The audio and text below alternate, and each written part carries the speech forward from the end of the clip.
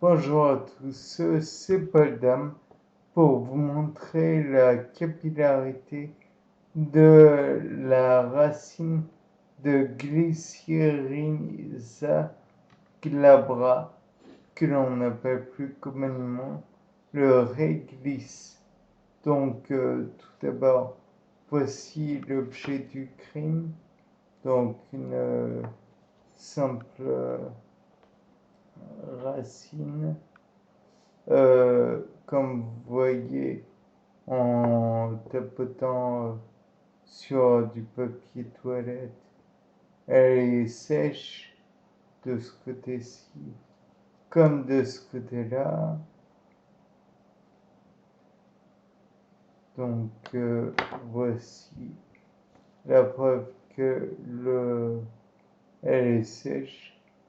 Il n'y a pas de traces d'humidité. Maintenant, je vais utiliser un petit flacon où je vais mettre la racine en question.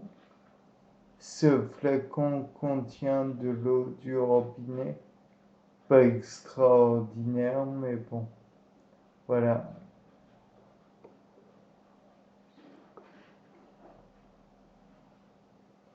Et donc, nous allons attendre le fait que l'eau imbibe cette racine. Normalement, via la capillarité, les végétaux arrivent à s'abreuver et à se nourrir eux-mêmes. Donc, nous allons voir ça. Normalement, à l'extrémité qui n'est pas dans l'eau, nous aurons une extrémité pourtant humide. Donc, pour rappel, donc nous avons le potentiel hydrique qui est égal à potentiel osmotique, donc le RCTS. Ouais. Je sais que c'est dit comme un souillon, mais R, il faut se rappeler que c'est 8,314. C'est une constante qui nous est tout le temps donnée. Ensuite, nous avons le C qui est en fait la concentration. Et enfin, le T qui est la température. Attention, la température est donnée en Kelvin. Donc, et je vous rappelle que les degrés Celsius, ce ne sont pas des Kelvin. Donc, il faut bien réfléchir à comment on fait ça, la conversion. De plus, nous savons donc que maintenant, il y a le phi S qui est contenu dans phi H, mais il reste phi M qui est donc la masse, la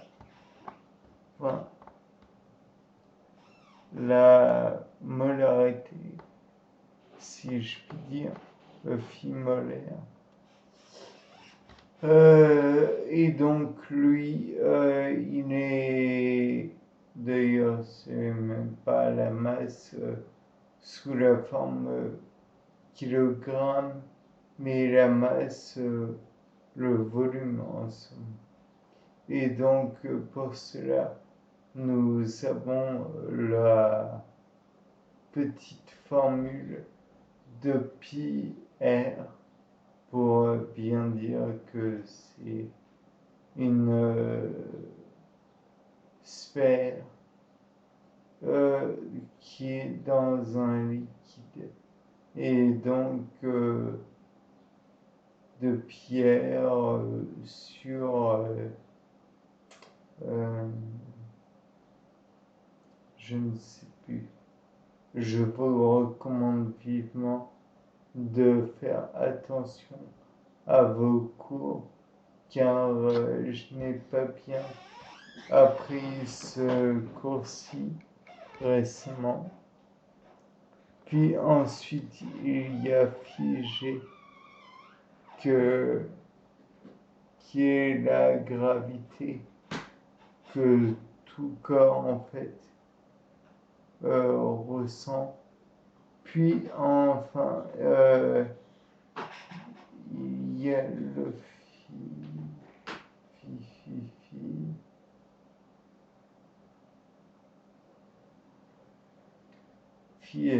FIM, figé, et il y a un quatrième phi, mais je l'ai oublié. Enfin, tout ça sont des constantes qui doivent être prises en compte dans le phi h.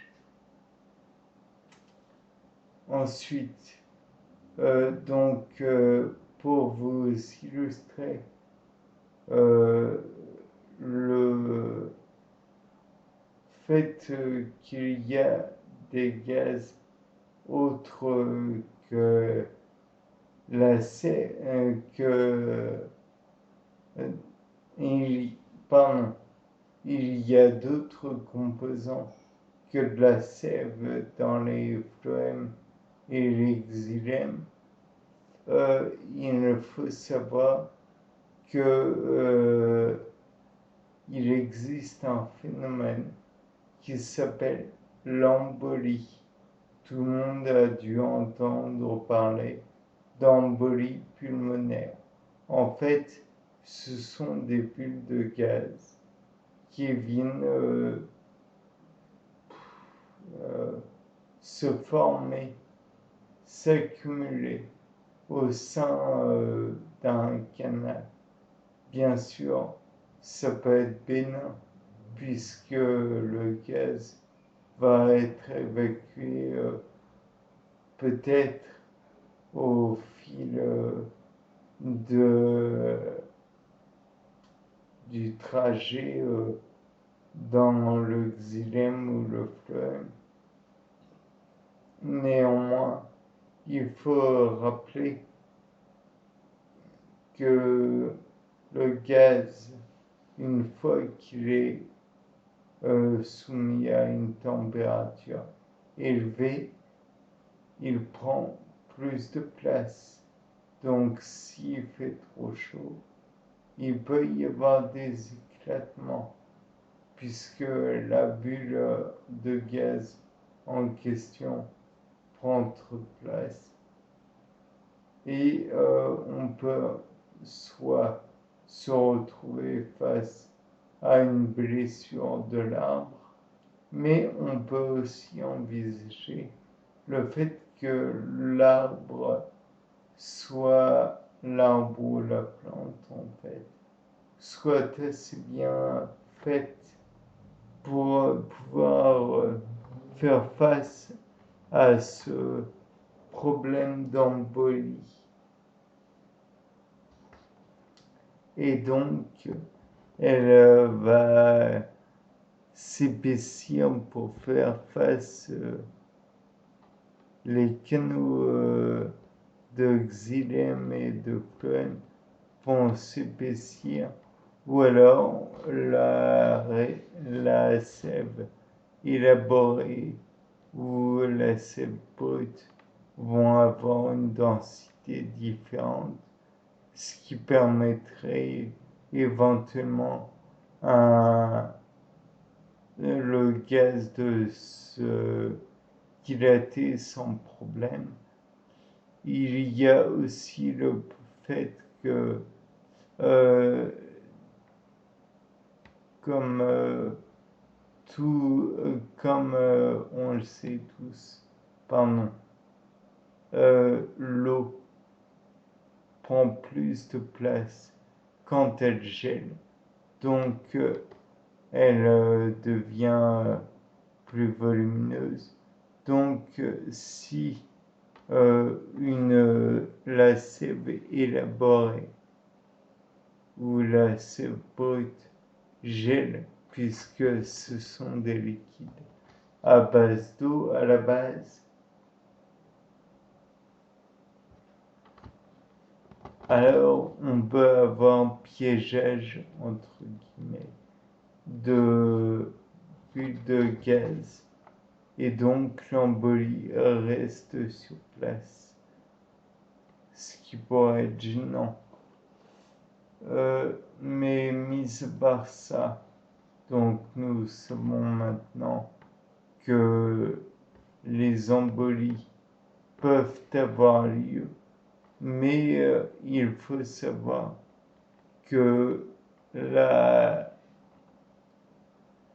puissance de cette montée de sève est à ne pas négliger.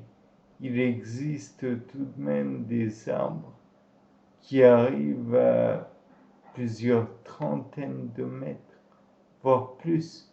Je n'en ai aucun en tête, mais je sais que par exemple, en face de chez moi, il y a par exemple des églantiers qui, eux, me dépassent très largement. On peut mettre facilement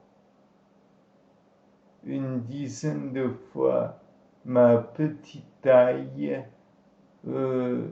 pour atteindre le niveau de la cime, donc de la sommité de l'arbre. C'est donc assez puissant d'arriver à monter de la sève jusqu'à des hauteurs aussi vertigineuses. Et cela via des petits conduits, car plus le conduit est petit, plus la sève montera haut. Alors voyons voir si... Non, toujours pas. Vous allez devoir encore supporter ma voix. Normalement, au bout d'un moment, ce bâton qui à la base paraît sec va être humide et on le verra parfaitement puisque je le tapoterai sur le même papier toilette que je vous ai montré à la base, mais je tiens à ce que l'expérience soit finie en même temps. Donc, pas de time-lapse ou quoi que ce soit.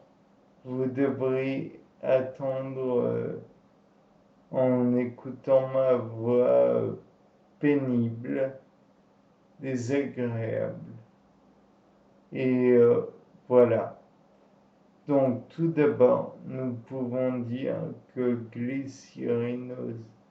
Glycyrrhiza glabra, donc un nom qui est assez simple à retenir. Glycine, et qui n'a pas entendu parler des glycines.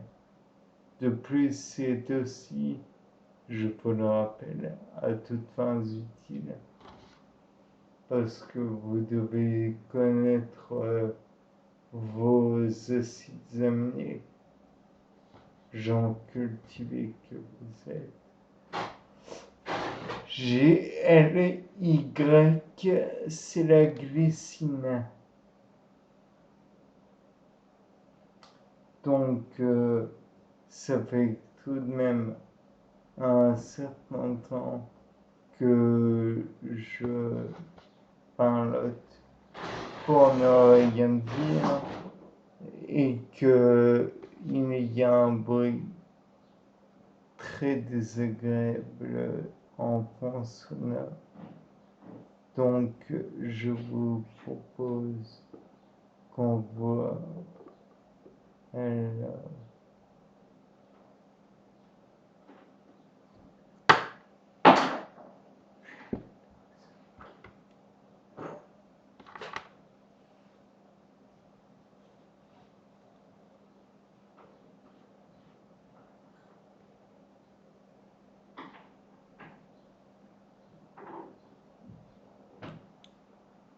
Donc finalement, j'ai choisi de ne pas attendre que l'eau monte tout en haut de la racine, car cela risque de prendre du temps. Néanmoins, ce que l'on peut remarquer, donc je ne sais pas si vous allez bien voir.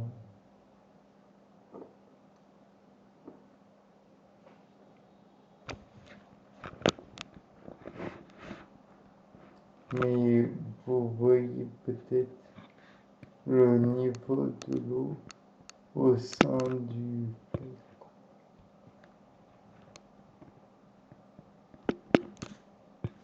Voilà, je pense que vous voyez le niveau de l'eau au sein du flacon. Et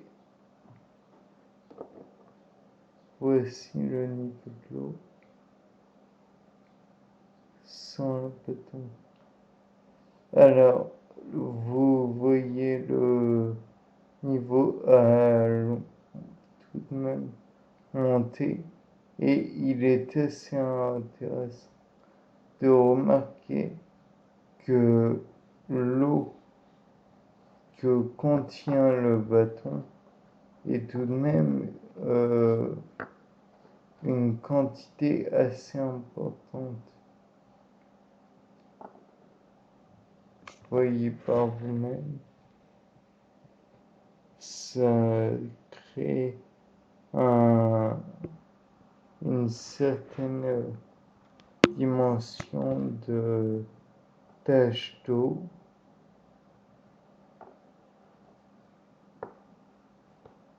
Et encore, je pense que le bâton de réglisse contient encore de l'eau qui ne nous a pas révélé. Donc, je pense qu'on va arrêter l'expérience là, mais le fait est que la capillarité, elle vraiment, l'eau a monté à des hauteurs vertigineuses, mais cela prend énormément de temps. Donc il faut être patient. Bien, sur ce, je vous souhaite une bonne journée. Au revoir.